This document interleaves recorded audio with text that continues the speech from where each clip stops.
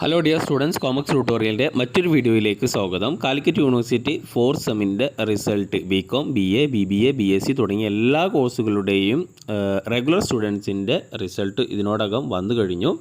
ഇനി റിവാലുവേഷന് മാർക്ക് കുറഞ്ഞവരുണ്ടെങ്കിൽ അല്ലെങ്കിൽ ഏതെങ്കിലും സബ്ജക്റ്റിൽ ഫെയിൽ ആയവരുണ്ട് എങ്കിൽ അവർക്ക് റിവാലുവേഷന് കൊടുക്കാനുള്ള ഡേറ്റ് വന്നിട്ടുണ്ട്. അപ്പോൾ റിവാലുവേഷന് കൊടുക്കേണ്ട ലാസ്റ്റ് ഡേറ്റ് ബികോം, BBAക്ക് ഫെബ്രുവരി 5 വരെയാണ്. അതുപോലെ BA, BSc, BCA വിദ്യാർത്ഥികൾക്ക് ഫെബ്രുവരി 4 വരെയും അപേക്ഷിക്കാവുന്നതാണ്. ഓക്കെ, അപ്പോൾ റിസൾട്ട് വന്നു, പ്രതീക്ഷിച്ച മാർക്കില്ല അല്ലെങ്കിൽ ഏതെങ്കിലും സബ്ജക്റ്റിൽ ഫെയിലായി ഈ റിവാലുവേഷന് കൊടുത്തു കഴിഞ്ഞാൽ പാസ്സാകാൻ ചാൻസ് ഉണ്ട് എന്ന് ഉറപ്പുള്ളവരാണെന്നുണ്ടെങ്കിൽ അവർ റിവാലുവേഷന് കൊടുക്കുക.